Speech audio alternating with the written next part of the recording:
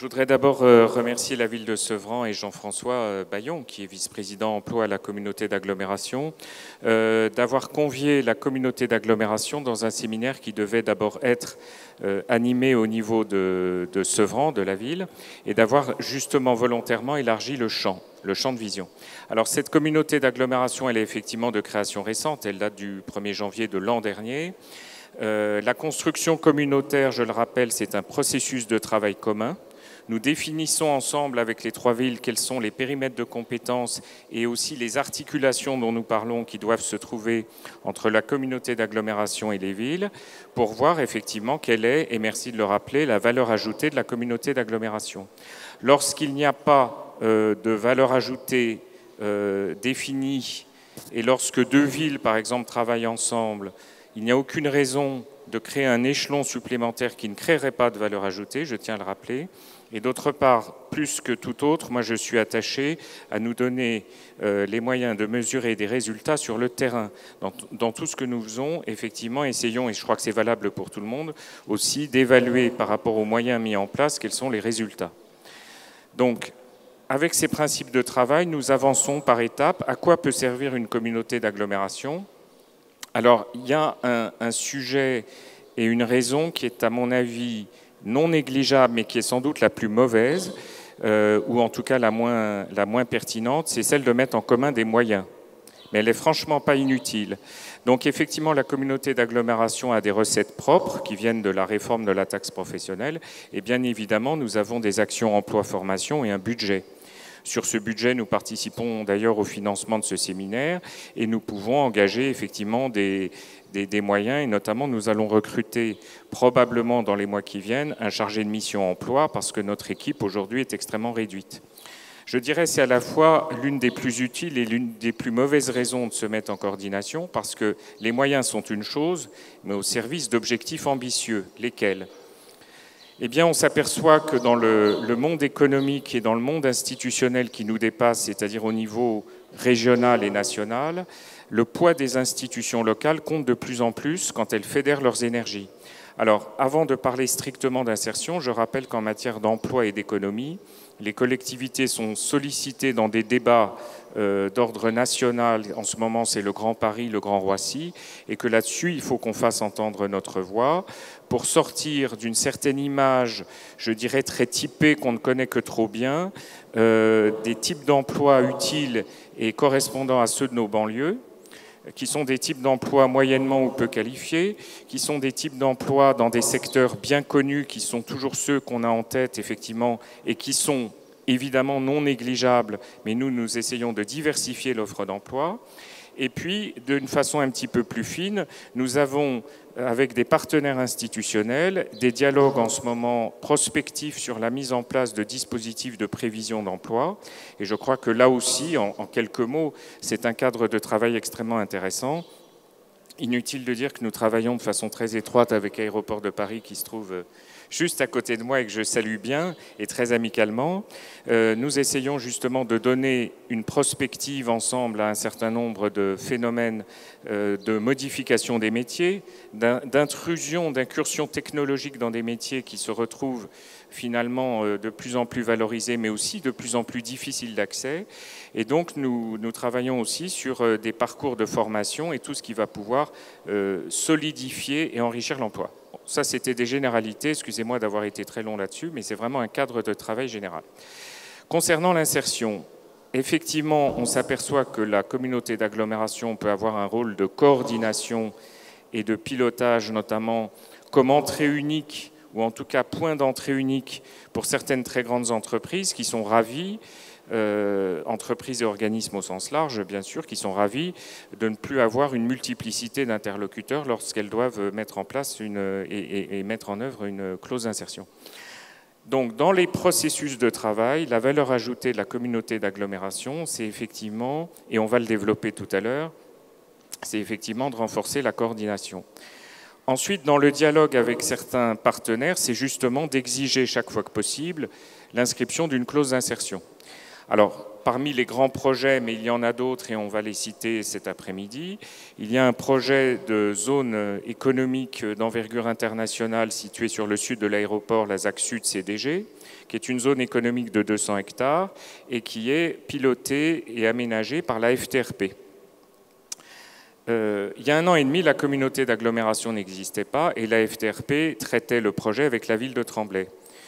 Aujourd'hui, nous avons une convention partenariale avec la FTRP qui permet de savoir exactement quels sont les objectifs économiques, de qualité de vie, d'urbanité, d'emploi, de transport et de vie en général qui vont se situer sur cette ZAC, mais au bénéfice des habitants des 3 villes.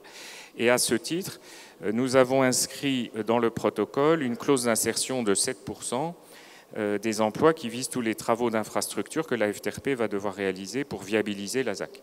Donc cette relation institutionnelle privilégiée, nous l'avons avec la FTRP et bien évidemment on continuera de l'avoir en deuxième rideau, si je puis m'exprimer ainsi, avec les entreprises qui vont s'implanter sur la ZAC. Parce qu'effectivement, dans les négociations de terrain, nous serons très vigilants à voir quelles sont les dispositions pour l'emploi. Donc, coordination, relations institutionnelles au moment où c'est pertinent, et toujours recherche de valeur ajoutée terrain pour éventuellement simplifier et appuyer un certain nombre de circuits de décision et d'action qui sont parfois un petit peu compliqués, un petit peu épars. Là encore, dans certaines étapes de travail, si la communauté ou les services de la communauté devaient être un échelon de retard et de complexité supplémentaire, nous nous retirerions, c'est un mot difficile à dire, des processus. Je ne veux pas que ça freine, je veux au contraire que ça pousse. Il faut que ce soit très clair. Tout à fait. Les entreprises qui souhaitent s'implanter sur un territoire prennent en compte un certain nombre de critères. Bien sûr, le côté stratégique du lieu, ce qui sera le cas de notre futur ZAC, mais également du caractère performant ou non de la zone d'emploi en question. Comment les entreprises pourront-elles recruter leur personnel? Donc c'est un élément d'attractivité très, très important. Donc la communauté d'agglomération, donc sa valeur ajoutée va être dans la simplification, va être dans l'anticipation, pour pouvoir après travailler sur les parcours d'insertion, va être sur la consolidation des parcours et va être sur le soutien aux initiatives. Alors sur tout ce qui est simplification, Marc Gentilhomme l'a évoqué, l'idée est d'être le point d'entrée vis-à-vis des grands donneurs d'ordre. Donc ces donneurs d'ordre, évidemment, sont concentrés sur leur métier, le métier de l'entreprise, et il n'est pas nécessaire qu'ils connaissent l'importance, la diversité, la richesse des structures d'accompagnement des publics. En revanche, il est important qu'il y ait un relais qui soit fait donc, entre l'entreprise et toutes ces structures. Alors, autre chose aussi, sur cet aspect précisément de simplification et de rôle de coordination, la communauté d'agglomération a engagé avec les structures un travail de fédération sur les différents savoir-faire, de manière à constituer ensemble une offre de services globale, en s'appuyant évidemment sur les savoir-faire des territoires.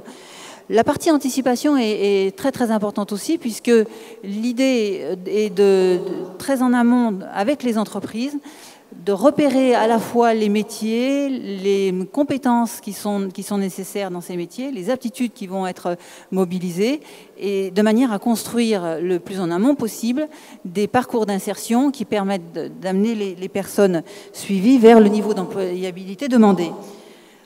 Ensuite, le travail de la communauté d'agglomération va constituer à étendre le plus possible les différents chantiers et les clauses d'insertion de manière à consolider les parcours d'insertion. On voit bien que les phases chantiers sont des phases ponctuelles et les personnes donc, qui sont intégrées dans ces opérations ont une expérience mais courte généralement. Donc il est très important d'avoir une base suffisante de chantier de manière à construire des parcours beaucoup plus longs, de pouvoir valider à chaque fois les niveaux d'expertise, le niveau d'expérimentation acquise et de pouvoir les valider et de construire des parcours cohérents. Donc l'idée, pour la communauté d'agglomération, l'objectif là va être donc de signer le plus de conventions possible pour pouvoir soutenir le travail de terrain des structures. Et le dernier point sera de soutenir les initiatives. Alors de deux manières. La première manière, c'est en confortant les structures déjà existantes, donc en les aidant de multiples façons, hein, à la fois sur la diversification de leurs activités, mais aussi sur tout le travail de montage des opérations qu'elles initient, mais aussi d'identifier les chaînons manquants et de contribuer donc à la création des structures qui sont nécessaires et qui manquent sur le territoire dans tous les parcours d'insertion. Daniel a bien évoqué la nécessité de construire une véritable offre globale d'insertion. Et donc moi je voudrais revenir sur ce point et voir un peu comment on peut réussir à constituer cette offre globale d'insertion. Alors déjà, pourquoi construire une offre globale d'insertion? Parce que quel est l'intérêt? Donc l'intérêt, c'est d'une part de pouvoir rassurer les donneurs d'ordre sur l'offre existante en matière d'insertion. Donc les donneurs d'ordre sont représentés ici par les collectivités, mais aussi rassurer les entreprises qui répondent au marché public. Donc je vais détailler un petit peu, mais donc pour pouvoir concevoir cette offre globale d'insertion, il faut absolument que le diagnostic soit fait de quelles sont les structures aujourd'hui existantes sur le territoire, quelles actions ces structures portent aujourd'hui et envers quel public. C'est comme cela qu'on pourra identifier quels sont les savoir-faire et quel est ce socle de savoir-faire sur lequel la communauté d'agglomération peut d'ores et déjà s'appuyer pour concevoir les parcours d'insertion qu'évoquait Daniel et les différentes offres qu'on peut offrir aux entreprises. Donc ce travail de diagnostic, il a déjà été initié par la communauté d'agglomération. Un premier travail a été réalisé et un premier diagnostic, une cartographie des structures a été commencé. Ce travail doit encore se poursuivre et il se poursuit d'ailleurs au sein du groupe emploi insertion qui est en fait une réunion des techniciens issus des différentes villes, issus des structures d'insertion locales sur les 3 villes, issus des associations qui œuvrent en matière d'emploi et d'insertion. Donc le groupe emploi insertion est animé par la communauté d'agglomération Terre de France et permet à des professionnels d'échanger sur des problématiques rencontrées sur le territoire, d'échanger sur des bonnes pratiques également qui seraient à mettre en place, enfin qui sont déjà en place et qui pourraient être mutualisées justement au niveau du territoire. Donc on se rend compte, et je pense que tout le monde ici le sait, que l'offre d'insertion elle existe déjà au niveau des 3 villes. Chaque ville a développé ses parcours, chaque ville a développé son savoir-faire en matière d'insertion.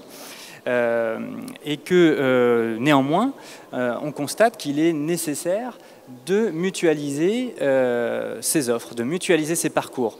Pour 2 raisons essentielles. La première, c'est un petit peu ce que j'évoquais en commençant, c'est qu'il faut répondre aux besoins d'efficacité recherchés par les donneurs d'ordre. Ce n'est pas le tout de lancer des marchés publics et en insérant des clauses d'insertion si on ne sait pas si derrière le marché va pouvoir être exécuté, va pouvoir trouver une entreprise qui pourra y répondre, etc. Donc le donneur d'ordre, il veut être assuré sur cet aspect-là. Et également, l'entreprise de son côté, elle sait qu'en répondant à ce marché, elle doit répondre à ses obligations en matière d'insertion, mais également, elle sait qu'en face, il y a une véritable réponse en matière d'insertion. Une réponse qui sera construite pour elle, sur laquelle elle pourra s'appuyer pour pouvoir mettre en œuvre la clause d'insertion en utilisant les 3 différents leviers, je ne rentre pas dans les détails, possibles, intérim d'insertion, tout ce qui concerne l'embauche directe, etc. Bon. Donc ça c'est le premier point, rassurer les donneurs d'ordre et les entreprises, mais le deuxième point, et c'est je pense l'essentiel, c'est permettre à nos publics, à l'ensemble de nos publics, de profiter à plein des opportunités qui sont créées par les grands chantiers d'aménagement et les marchés publics lancés sur le territoire de la communauté d'agglomération. Il y a déjà des exemples concrets hein, de travail en collaboration entre deux villes, pas encore au niveau intercommunal, puisque comme le soulignait Marc Gentilhomme, finalement cette communauté d'agglomération, elle est très, très récente.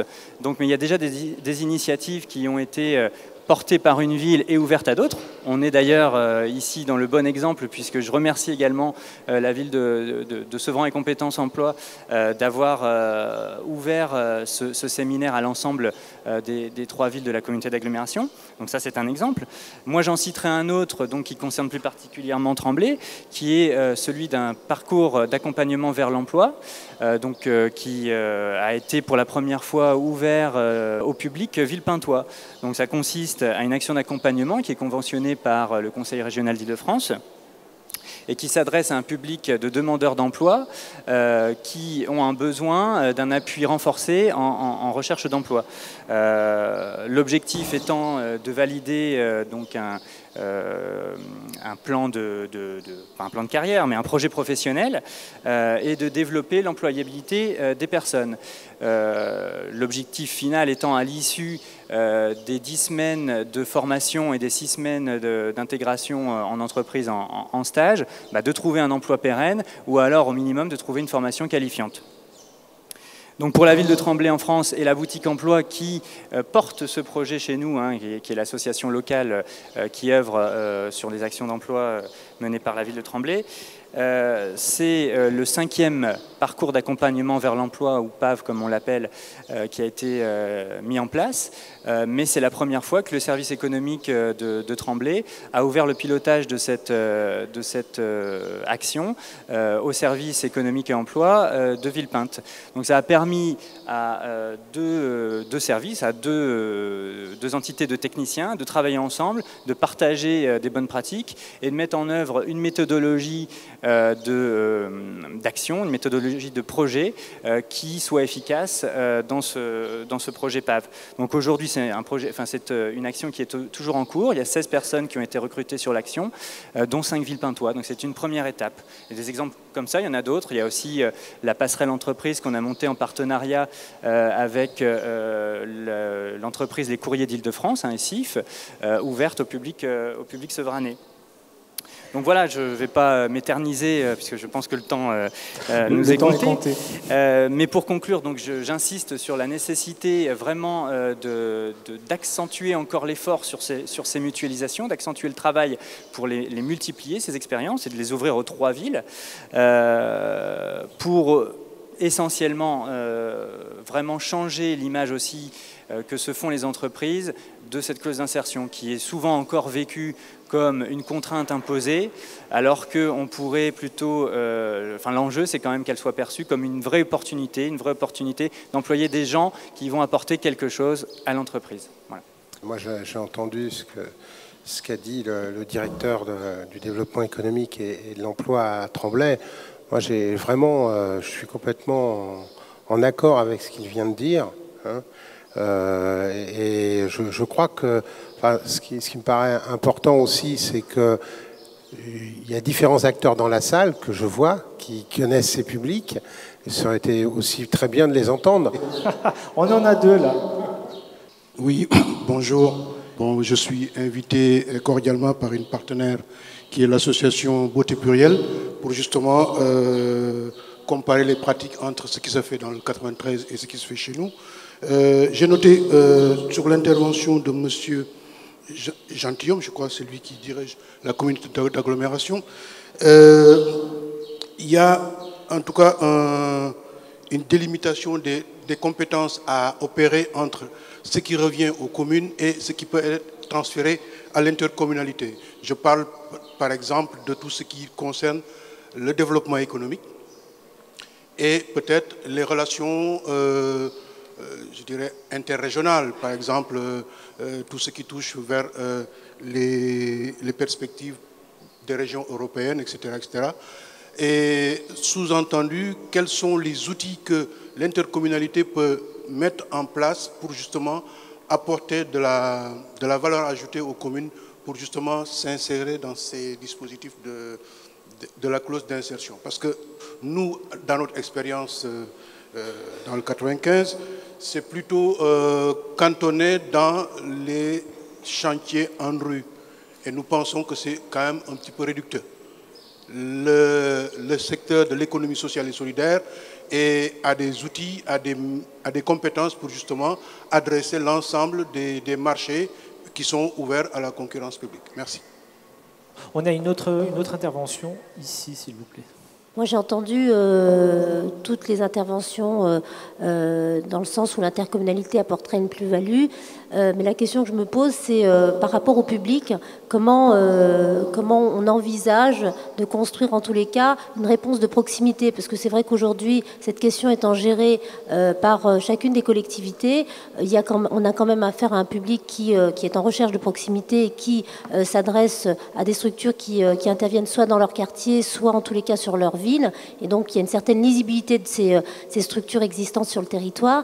Comment, si demain la compétence était transférée à l'agglo, on garderait? Est-ce qu'on a bien en tête que on a quand même affaire à un public qui a besoin de rendre un peu les choses concrètes, et que c'est vrai que l'agglomération peut être vécue comme quelque chose d'abstrait et du coup peut-être éloigné du quotidien, des préoccupations des publics que ça vise. Voilà.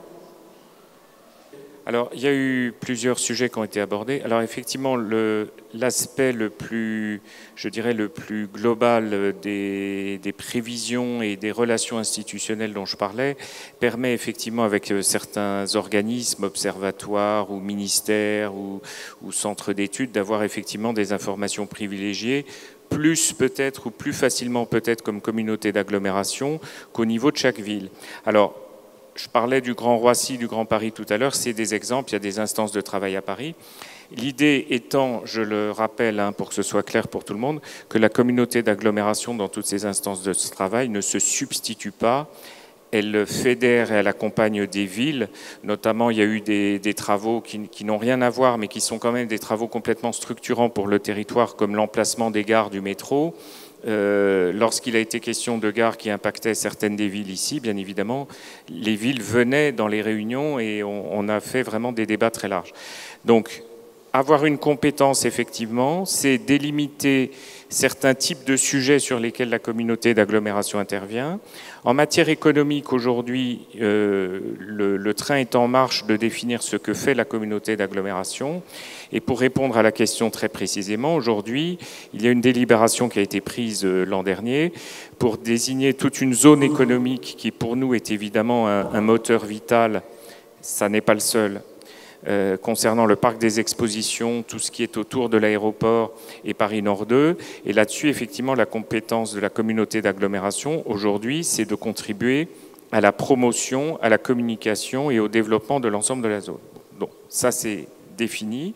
Peut-être que dans d'autres domaines économiques, par la suite, avec des réalités locales, on va pouvoir intervenir, notamment la Comaglo est sollicitée, et je trouve personnellement que c'est une bonne idée, pour aider à lutter contre la désertification des centres-villes, et c'est d'ailleurs créateur et ça maintient de l'emploi et de la qualité de vie, et notamment des actions en faveur du petit commerce. Lesquelles, comment on va travailler là-dessus. Donc c'est vraiment un principe de construction. Pour en revenir ensuite, effectivement, à l'idée, j'espère que je suis clair, des compétences transférées ou non. Effectivement, en principe, dans un certain nombre de sujets, ce que la Comaglo fait, les villes ne le font plus. Et c'est souvent pour ça qu'on parle de transfert de compétences. Là, dans les périmètres où nous sommes, je peux vous dire que l'optique que nous avons n'est pas un transfert. C'est effectivement une compétence de chef de file et de coordination. Par exemple, on va proposer au prochain conseil sur les grands chantiers, et les grands chantiers, nous en avons, et on va fixer une barre, parce que la loi nous demande d'avoir des critères tout à fait précis. On va dire que les chantiers de plus de 15 millions sont des grands chantiers, et que là-dessus, la communauté d'agglomération aura un rôle justement de pilote et de coordination pour que les entreprises concernées se trouvent justement avec un interlocuteur unique et une simplification de leurs relations avec tout le monde qui est réuni aujourd'hui ici. Alors cette coordination, justement, elle fonctionne en réseau. Donc le groupe de travail dont on parlait tout à l'heure avec Laurent, c'est évidemment une mise en réseau des compétences et des expériences, chaque ville ayant des savoir-faire et des points forts qui sont souvent similaires, parfois un peu différents sur certaines choses et qui donc peuvent se compléter. Alors les structures d'accueil, Dieu merci, nous en avons, et il n'est absolument pas question de les remettre en cause et donc de les transférer, et il faut oublier le mot transfert, de les transférer dans les services de la Comaglo. On serait bien en peine d'ailleurs parce que nous sommes dans un effectif tout à fait réduit et dans un local tout à fait réduit, et donc les métiers de chacun, et les métiers justement d'accueil, d'insertion et de soutien, parce qu'il y a beaucoup de soutien sur le terrain, soutien psychologique, pratique. Avant de parler d'insertion professionnelle, il faut parler d'insertion sociale, évidemment. Donc tout ça, la Comaglo ne va pas dessaisir les institutions locales et les villes. On va surtout mettre tout ça en réseau. Voilà. Bonjour, notre association Beauté Plurielle, nous souhaitons porter un chantier d'insertion, et ce, dans le domaine des cosmétiques. Donc effectivement, nous, on est un petit peu un ovni de ramener le luxe à un public qui ne peut même pas l'aborder habituellement. Et on a effectivement rencontré ce problème relationnel avec les entreprises de cosmétiques telles que L'Oréal, qui sont quand même implantées à Aulnay-sous-Bois, avec lesquelles communiquer pour justement pouvoir développer ce partenariat de formation professionnelle en interne a été et est encore difficile parce qu'on ne nous a toujours pas répondu. Donc c'est vrai que heureusement M. Bayon, avec le Compétences Emploi, nous soutient énormément sur ce projet. Mais les grosses sociétés, les entreprises, nous regardent un petit peu comme, on va dire du petit lait, on n'est pas important, on ne sert à rien. Alors que dans d'autres pays, parce que là, il s'avère que je reviens tout droit du Québec, j'ai assisté à un séminaire comme celui-ci de l'entrepreneuriat social, et eux, ça fait 40 ans qu'ils en font. Et effectivement, pour eux, c'était tout à fait logique qu'une entreprise garde une partie de ses bénéfices, de son temps, de son expertise pour former des gens qui n'en ont pas forcément eu la chance auparavant. Et ça ne leur pose pas du tout de problème. Au contraire, ça permet de réintégrer des gens qui étaient mis au banc de la société et qui, de toute façon, sont des citoyens comme les autres. On a l'impression qu'il y a ceux qui sont formés pour travailler et puis ceux qui, éventuellement, on va pouvoir aider. Donc, c'est vrai que les entreprises ont une responsabilité parce qu'elles ont les moyens financiers. Donc ce serait bien que dans la clause d'insertion, on fasse vraiment ce partenariat parce qu'il y a nous, les associations, qui développons sur le terrain parce qu'on est en contact humain avec ces gens, et les grandes entreprises qui sont entre guillemets les grands méchants, mais qui ont l'argent et l'expertise pour encadrer des gens qui, eux, n'ont pas ces moyens d'études, d'aptitudes, quelles qu'elles soient, mais qui peuvent intégrer des sociétés qui pourraient proposer une formation spécifique à l'intérieur de leurs entreprises. Ça, ce serait bien. Et en même temps, de communiquer avec nous qui les encadrons, donc de pouvoir avoir cet échange, nous de vous les envoyer, ou vous de les envoyer vers nous, mais au moins d'avoir un réseau qui se consolide. Parce que je pense qu'il y a un grand problème de communication entre les acteurs de l'économie sociale et solidaire sur place, sur le terrain, et les grandes entreprises qui se disent « Oh, c'est un peu cheap, on ne sait pas trop ce que c'est pas très bien organisé. » Du tout. On fonctionne comme vous, comme des entreprises. On a des droits, des devoirs, des obligations financières, et surtout, on a une responsabilité humaine. Vous aussi, en tant qu'entreprise, vous avez une responsabilité sociale. Et les collectivités sont le lien. Voilà, c'est tout ce que j'avais à dire. Merci. Merci. Je pense que sur tout ce qui vient d'être dit, et merci de ce témoignage concret et de faire appel effectivement à un secteur auquel on peut ne pas penser, et ça renforce ce que je disais sur les types d'emplois que l'on confie ou que l'on veut confier dans certaines études aux populations de nos territoires, parce qu'effectivement, on est dans des schématismes totalement répétitifs et totalement habituels, qui simplifient beaucoup la vie de tout le monde, sauf des personnes concernées, ça on est tout à fait d'accord. Alors ensuite, effectivement, l'idée de se faire appuyer par des structures sevranaises qui ensuite peuvent nous solliciter et nous dire effectivement, tiens, là, il y a peut-être une action commune aux trois villes, il y a certaines actions à certains niveaux, il se trouve que le groupe industriel X ou Y a effectivement des relations économiques avec la Comaglo pour d'autres raisons et n'est pas sensibilisé aux clauses d'insertion. Ça fait effectivement tout à fait partie de notre mission à l'avenir, donc de fédérer et d'impulser une meilleure compréhension entre deux mondes, Alors effectivement, le monde de l'entreprise stricto sensu n'a pas toujours la compréhension de l'efficacité de ce que vous faites et de sa nécessité à long terme. Alors je ne parlerai pas forcément de grands méchants parce que c'est un langage que je ne reprendrai pas. Je pense simplement que certaines grandes entreprises ont leur logique d'efficacité. Parfois aussi peut-être de court terme et que finalement l'ancrage territorial de leurs établissements n'a pas toujours été la préoccupation. Ancrage territorial en matière justement d'accessibilité des populations à l'emploi notamment. Je crois que c'est en train de changer. Et effectivement, on a une grande prise de conscience et nous travaillons avec des partenaires qui l'ont en tout cas et qui sont notamment autour de moi aujourd'hui, entre autres. Et je crois que ça peut faire modèle et ça peut justement diffuser une meilleure image de ces relations-là. Donc on a une transition toute trouvée avec Unibail et Aéroport de Paris sur votre rôle par rapport à un territoire et à certaines opérations dont on a parlé comme Aéroville. Voilà, merci. Donc très rapidement, la SCI Aéroville que je représente aujourd'hui est la société qui porte le développement du centre de commerce et de services sur les communes de Roissy et de Tremblay, et donc sur les intercommunalités Terre de France et également dans le Val d'Oise. Je rebondis sur ce que vient de dire Madame. Ici, on n'est absolument pas dans le partenariat qu'a su créer Unibail avec les différentes intercommunalités, avec les différentes communes, dans un système de marché public, puisque là, on est dans un système complètement en dehors, on est dans une initiative, une collaboration publique-privée, en dehors de tout cadre légal, réglementaire, obligatoire, où notre entreprise qui va développer un élément immobilier qui va être inscrit dans le territoire par sa nature, par son activité, qui va être un élément structurant de la plateforme aéroportuaire, mais également de tout le territoire.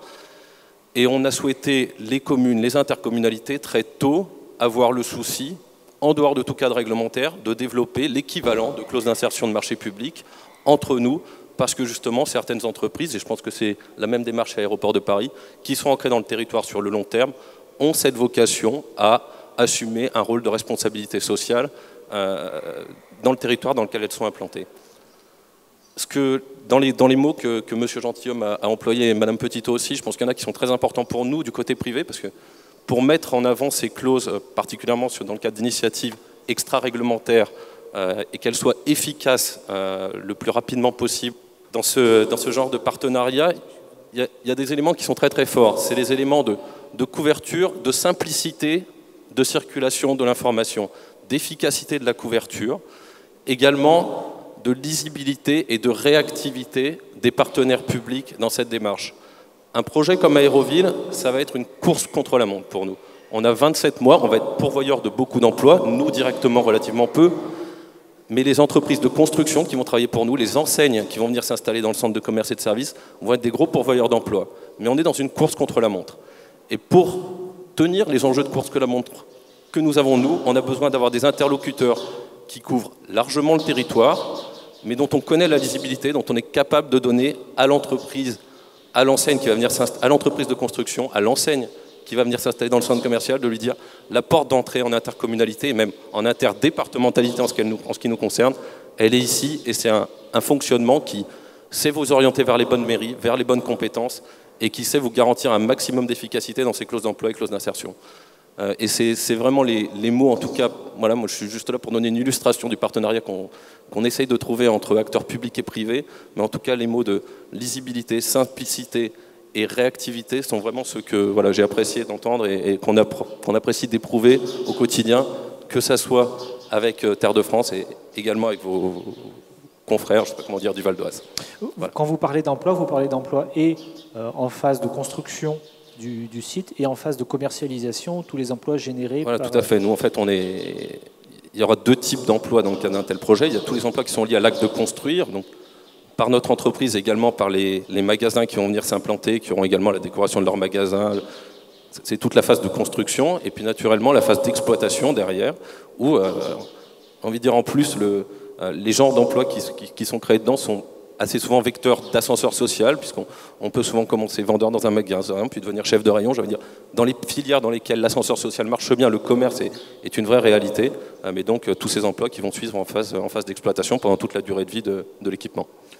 Vous avez des chiffres On a des En ordre d'idée on a des chiffres en période d'exploitation, ça sera le jour de l'ouverture, au moins 1500 emplois, et on montera assez rapidement au-delà de 2500 emplois qui seront créés, équivalents temps plein, lorsque le centre fonctionnera à plein. Donc on sera bien sur une zone de recrutement régional, interrégional, Alors, ou plus. Interdépartemental en tout cas aujourd'hui, et interrégional s'il le faut. Oui, alors écoutez, moi je suis ravie de la tournure de cette table ronde parce que j'avais toutes mes antisèches grâce à ma collègue juriste du service des marchés pour vous parler des clauses d'insertion sociale des marchés que passe Aéroport de Paris. Mais du coup, je vais adapter complètement et je vais prendre un sujet que je connais par cœur. Et je voulais justement dire que les clauses sociales ne sont qu'un dispositif. Je lis ce que M. Loquet, la phrase de M. Loquet en tout cas, et c'est ce que je voulais commencer par là, en disant que les clauses sociales des marchés ne sont qu'un aspect de toute la politique que moi j'appellerais sociétale du développement durable. En tout cas, je prends donc ma casquette Aéroport de Paris, mais aménageur d'un parc d'activités, du premier parc d'activités, bien sûr c'est un aéroport, mais du premier pôle moteur, du premier pôle de développement économique en Île-de-France. Une particularité, c'est qu'il est implanté sur 3 départements. Seine-et-Marne, Seine-Saint-Denis, Val d'Oise. C'est aujourd'hui 86 000 emplois. La Seine-Saint-Denis, et je suis très fière de le dire puisqu'on est au cœur de la Seine-Saint-Denis, la Seine-Saint-Denis représente à peu près 19% de mémoire de l'emploi de ce territoire. Et les villes de Tremblay, il y a Aulnay ensuite, de mémoire, Villepinte et Sevran sont les plus grosses villes pourvoyeuses d'emplois sur la plateforme aéroportuaire. Bien évidemment, et M. Gatignon l'a rappelé ce matin, bien évidemment c'est insuffisant. Et là, je vais revenir tout de suite à l'ensemble des actions que nous, on a mis en place depuis de nombreuses années. Et alors, du coup, actions que l'on mène avec les entreprises de la plateforme. Aujourd'hui, c'est près de 700 entreprises sur cette plateforme aéroportuaire. Donc, action sociétale, donc on dit sociale. Moi, je préfère sociétale. Je vais vous dire pourquoi. Enfin, nous, en tout cas, on préfère sociétale parce que sociale, je trouve que ça a une connotation RH de l'entreprise. Et là, je ne vais pas vous parler des actions sociales d'Aéroport de Paris pour son personnel ou même pour les alternants. On en parlait tout à l'heure, Daniel. On est largement au-dessus de la moyenne, en tout cas sur l'insertion en matière de jeunes, etc. Mais je ne vais pas vous le parler de ça. Nous, on est persuadés que le développement d'une zone telle que la nôtre, en tout cas, ne peut se faire sans l'insertion avec les territoires. L'insertion avec les territoires, alors évidemment 3 départements, bien sûr, mais l'insertion avec les territoires, ça veut dire quoi? Ça veut dire qu'on ne peut pas développer un pôle d'emploi, un pôle économique, dès l'instant où on développe de l'implantation d'entreprises ou de la création d'entreprises, on développe forcément de l'emploi, et moi j'ai les 2 casquettes. On ne peut pas développer un pôle de cette importance au sein de 3 départements, dont 2 des 3, je mettrais presque la Seine-et-Marne un tout petit peu à part, parce que le territoire est un peu différent dans sa composition, dans son urbanisme. Mais on ne peut pas développer une zone de cette importance sans travailler avec les 2 départements et notamment la Seine-Saint-Denis. J'entendais tout à l'heure que la ville de Sevran, c'était 20% de taux de chômage et on ne pourrait pas comprendre et continuer dans un pôle en prospérité sans travailler avec les territoires. Et pour votre information, mais Compétences Emploi le sait bien, Aéroport de Paris est signataire depuis 3 ans maintenant d'un engagement et d'une charte avec la ville de Sevran et Compétences Emploi afin de mener des actions ensemble pour favoriser l'emploi.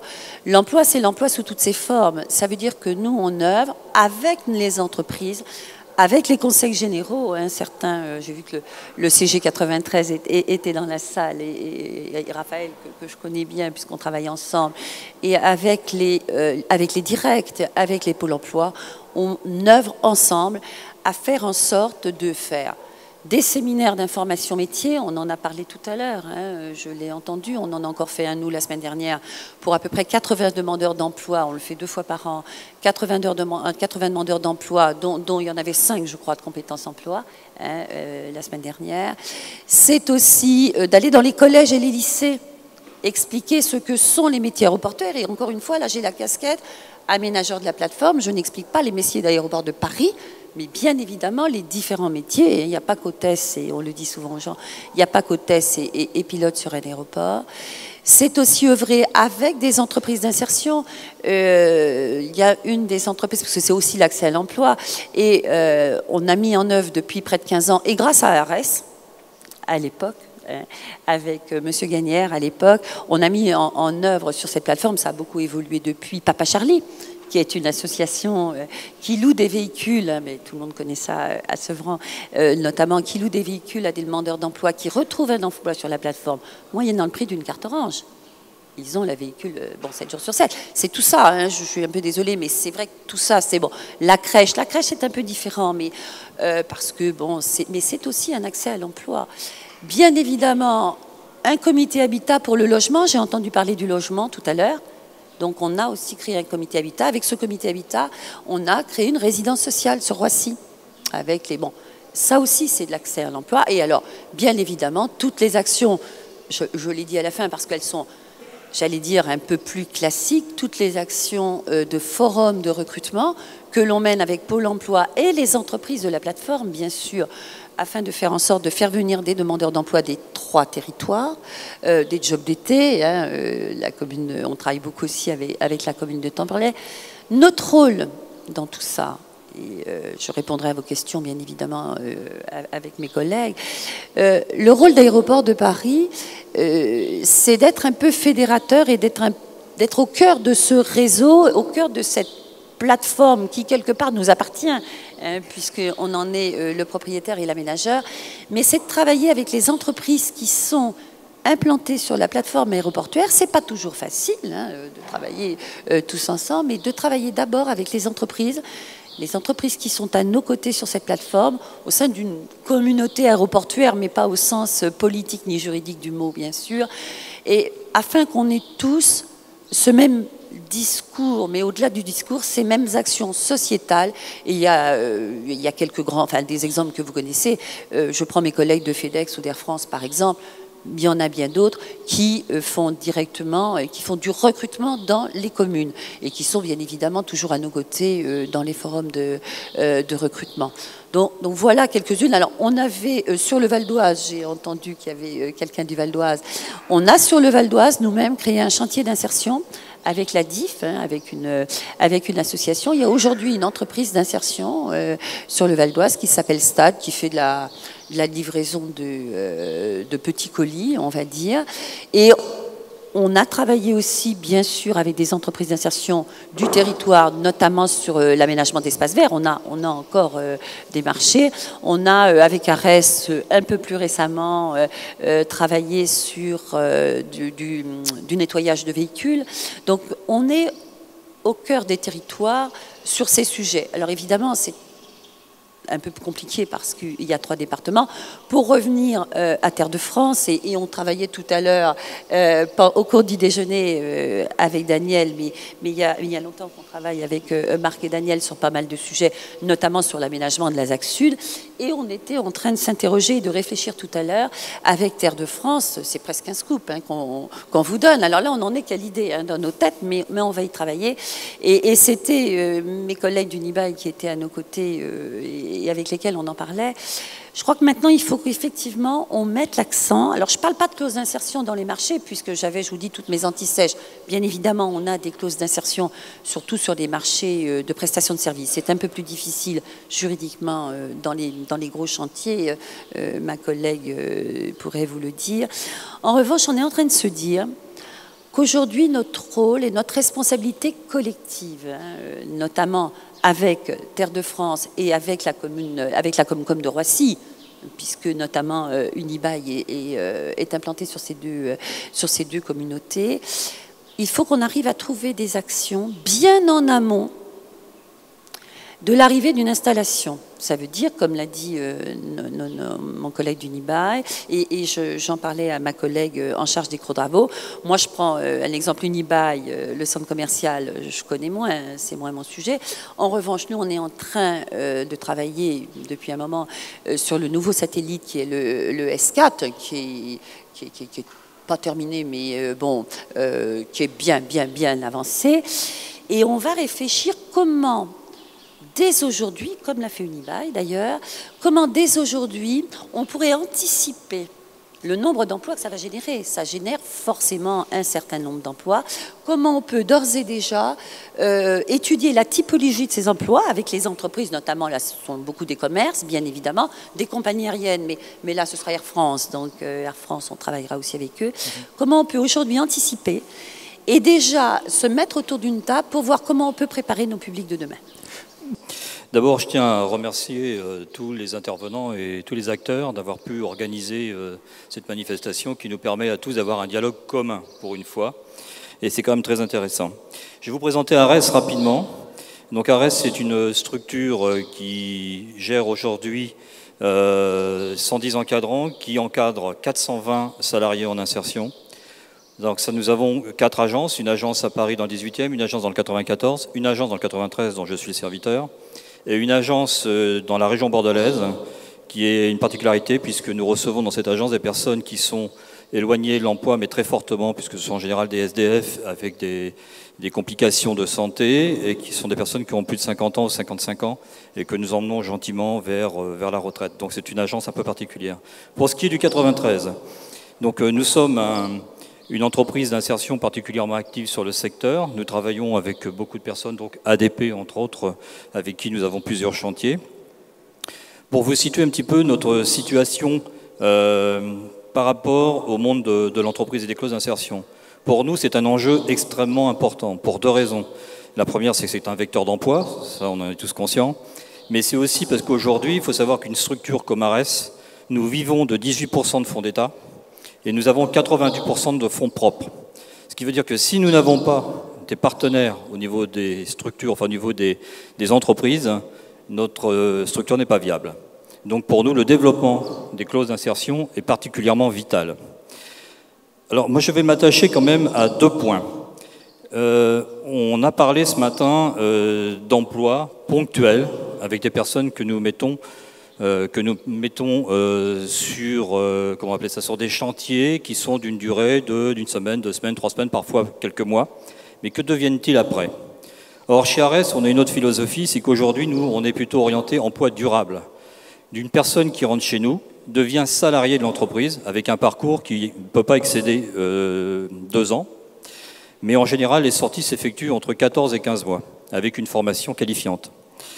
C'est là-dessus que je voudrais qu'on appuie. Pourquoi? Parce que prendre une personne, la faire travailler pendant quelques temps, c'est sûr que ça va alimenter la marmite, mais ensuite, il faut que cette personne puisse sortir vers l'emploi. Et il est important aussi que les entreprises jouent le jeu. Aujourd'hui, je vais prendre des exemples concrets pour les acteurs de terrain, ils vont très vite comprendre ce que je veux dire, mais prendre une personne pour arroser le tas de sable parce qu'il y a du vent, ou ouvrir la barrière et faire rentrer les engins de chantier, c'est pas tellement valorisant. Ça ne construit pas un parcours professionnel. Donc tout ce que l'on souhaite, c'est vraiment que nos acteurs prennent conscience de ça. Il faut qu'on puisse faire de la formation. Il faut vraiment que les gens sortent avec une possibilité d'emploi réelle et pas ponctuelle. Pour ce qui est aussi des clauses d'insertion, il est important que l'on vérifie les lots attribués. C'est là-dessus que l'on peut jouer en réalité. Si on vise bien, si on est particulièrement précis au niveau des lots, on peut attribuer plus facilement des lots à des structures d'insertion. Et ça, il faut vraiment travailler là-dessus. Et il faut aussi que tous les partenaires au niveau de l'insertion puissent s'entendre. J'ai un slogan, il n'y a pas de concurrence dans la misère, donc on peut tous travailler ensemble. Il s'avère qu'il y a un certain nombre de chantiers que l'on peut partager avec plein de structures. Ce qui est embêtant aujourd'hui, c'est qu'on a l'impression qu'il y a un petit peu de concurrence entre structures, et c'est très dommage, surtout qu'il y a souvent des batailles de clochers. C'est vraiment, et ça, c'est au détriment de nos salariés en insertion.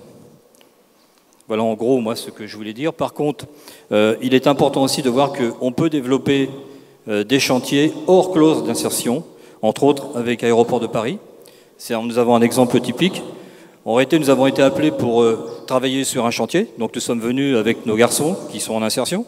Donc avec ce mot « insertion » qui fait quand même peur à beaucoup de gens. Et il s'avère que le contrat que nous avait demandé a été parfaitement réussi. Et aujourd'hui, c'est un contrat pérenne que nous avons avec Aéroport de Paris et qui est complètement hors clause d'insertion.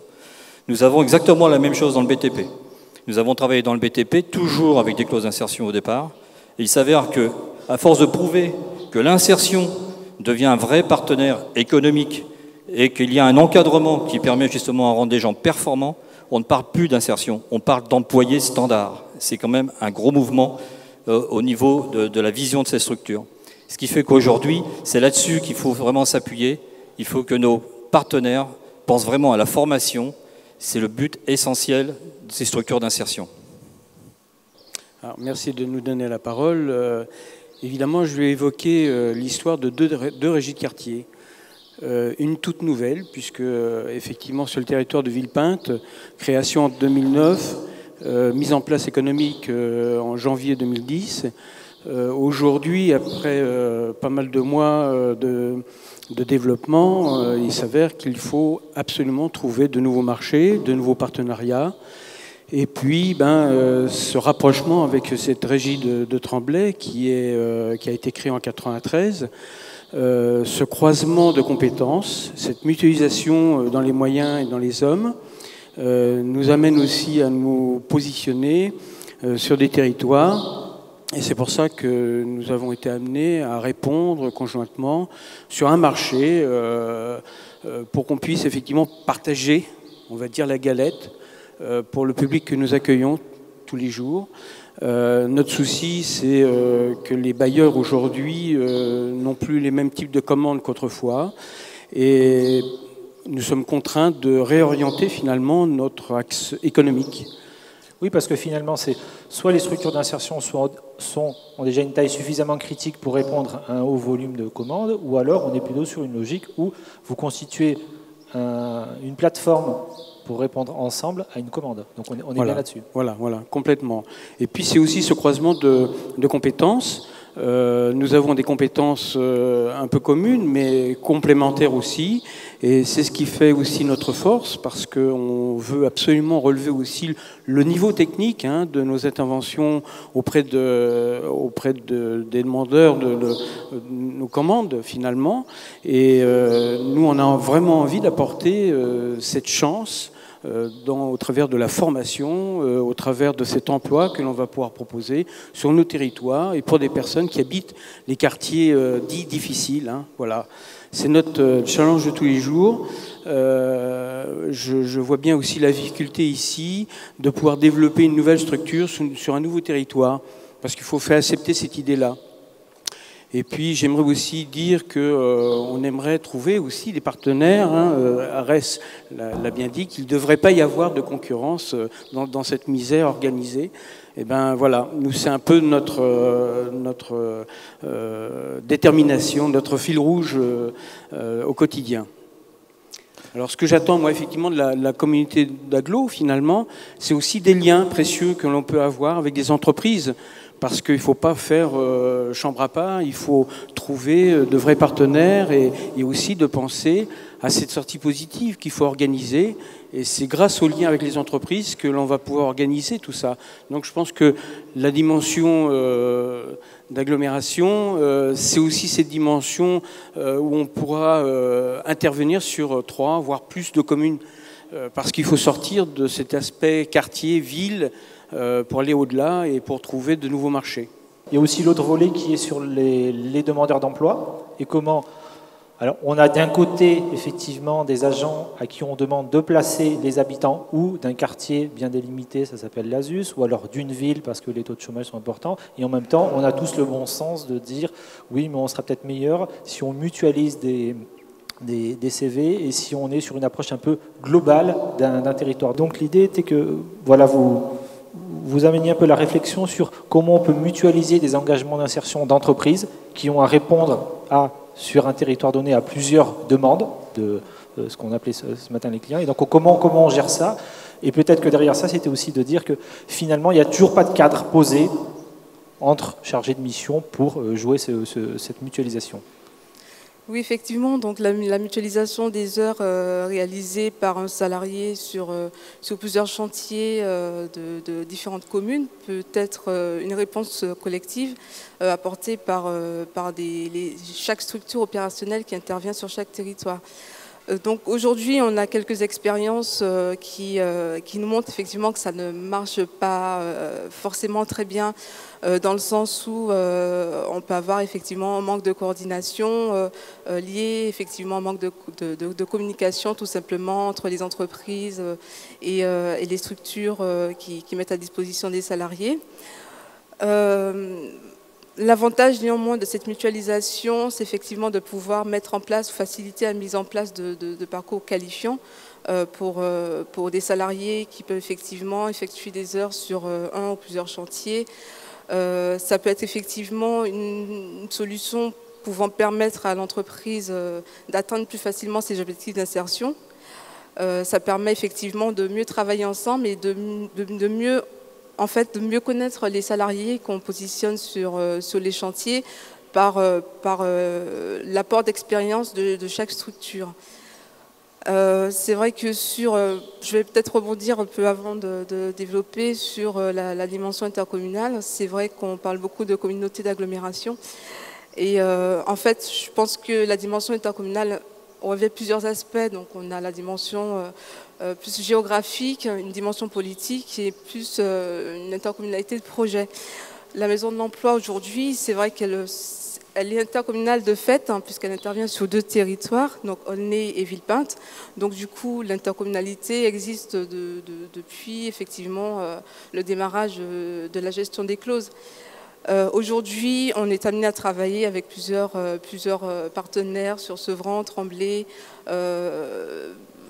Leblanc-Ménil et j'en passe, puisque dans le cadre effectivement des groupes de travail, des réunions de coordination de la directe qu'on a évoquées ce matin.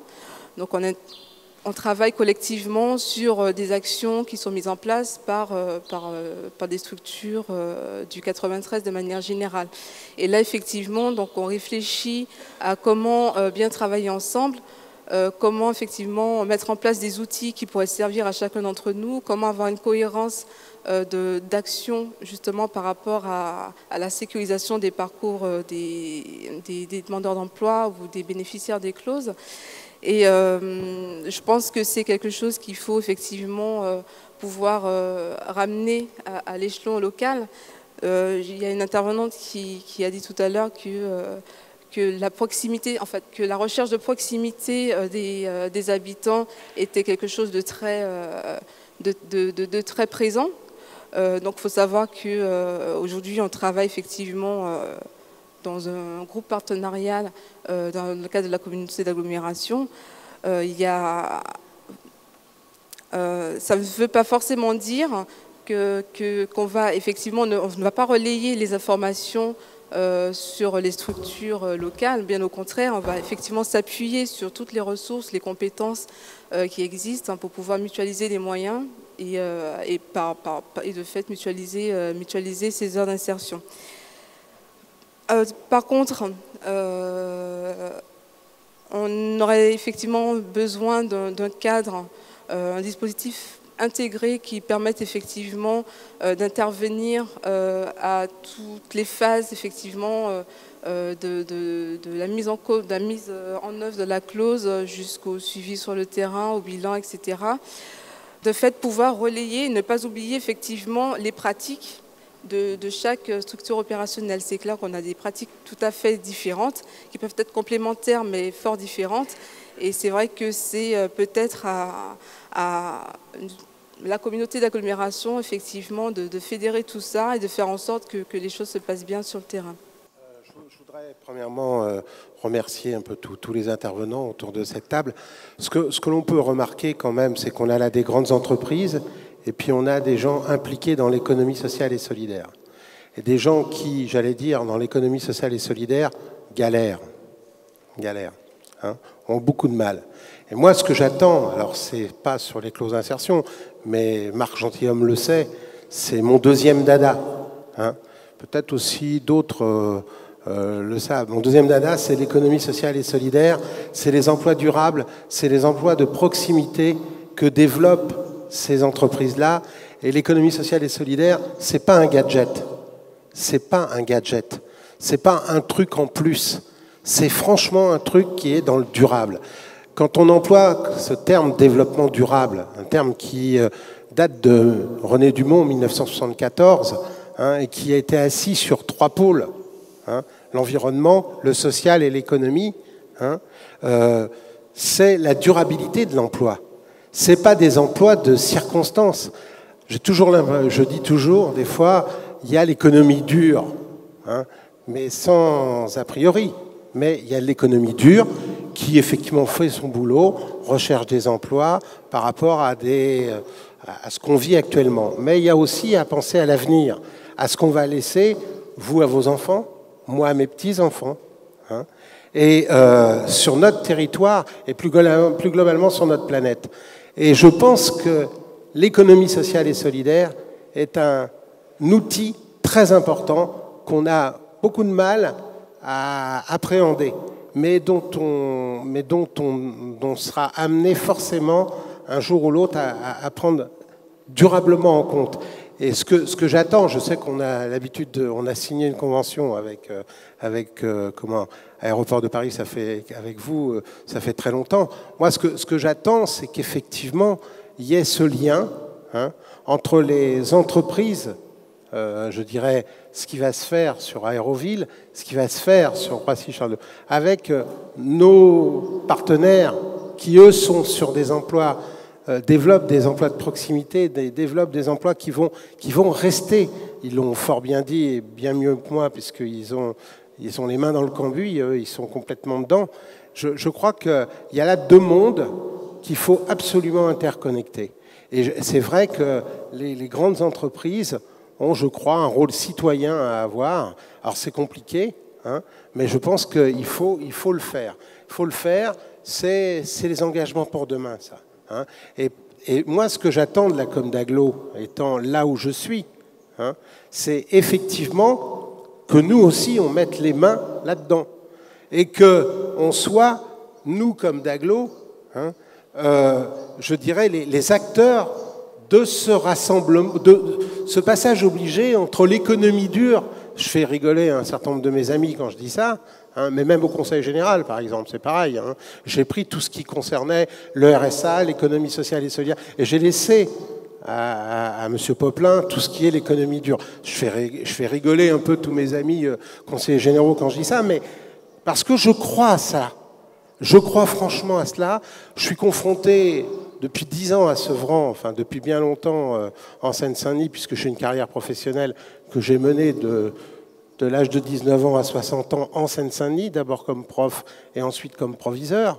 Donc je connais bien ce département.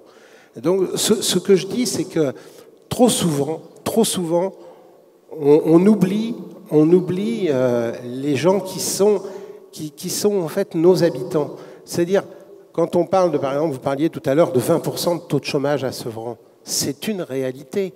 Quand on dit 40% dans nos cités, c'est une réalité. Quand ceux qui connaissent ces paysages-là, depuis comme moi, qui ont toujours vécu en Seine-Saint-Denis, qui sont nés, par exemple, dans des grands ensembles. Moi, je suis né dans un grand ensemble. Et quand je retourne dans ce grand ensemble où je suis né, je ne le reconnais plus. Je ne le reconnais plus. J'ai même peur d'y aller. Je pourrais même avoir peur. C'est pas dans cette ville. Dans cette ville, j'ai peur d'aller nulle part. Mais je veux dire, il y a vraiment là un désengagement alors vous parlez de sociétal, mais moi j'adore ce terme. Il y a ce désengagement sociétal par rapport à ce que l'on vit. Et moi, ce que j'attends, et mon implication, effectivement, dans la Com d'Aglo, c'est effectivement de mettre en place des liens avec ces emplois durables, ces emplois de proximité. Et ce que j'attends d'acteurs comme vous, parce que, effectivement, si vous restez sur le secteur, et j'espère que vous allez rester sur le secteur, eh bien, c'est de nous aider à ça, à faire en sorte que, premièrement, ces gens qui sont impliqués dans l'économie sociale et solidaire, ils continuent leur boulot, et puis ils s'implantent, et puis ils font en sorte que chaque jeune ou moins jeune, d'ailleurs, qui sont en recherche d'emploi, eh bien, soit sur un parcours d'insertion et de formation, et qu'ils puissent effectivement s'installer durablement dans cette contrée. Enfin, ma seule action là où je peux être, elle est dans ce sens-là. Les clauses d'insertion, elles sont pour moi effectivement, comme l'a dit Patrice Loquet, elles sont un moyen parmi d'autres. Hein. Il y a d'autres effectivement leviers sur lesquels on doit bouger. On a parlé des clauses d'insertion aujourd'hui parce que c'est un outil important dont il faut se servir. Hein. Mais il y a d'autres champs aussi. Et ce qui est bien, c'est de se retrouver autour de la table et de voir comment demain, eh bien, le lien entre public et privé peut permettre à nos territoires d'avoir une autre réalité.